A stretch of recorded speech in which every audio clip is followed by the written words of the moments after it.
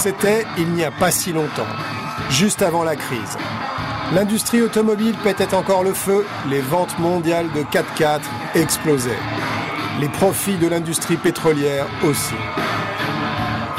Le réchauffement climatique n'était au mieux qu'un débat ennuyeux à la télévision.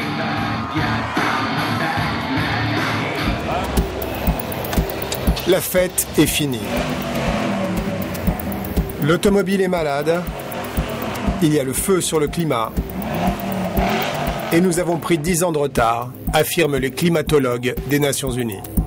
Ce retard, nous le devons entre autres à un groupe d'agents d'influence américains. Entre 2001 et 2009, ils étaient infiltrés au plus haut niveau et défendaient secrètement les intérêts des industries du pétrole et de l'automobile.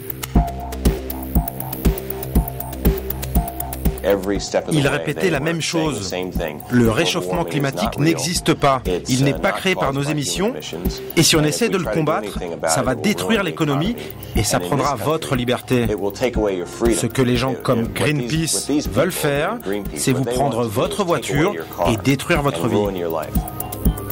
Ils tronquaient les travaux des scientifiques. À cause d'eux, le président des États-Unis pouvait affirmer qu'il n'y avait pas d'urgence, jusqu'au jour où ses lobbyistes ont été démasqués. Monsieur Cooney, avant de travailler à la Maison-Blanche, vous étiez un avocat de l'Institut du pétrole.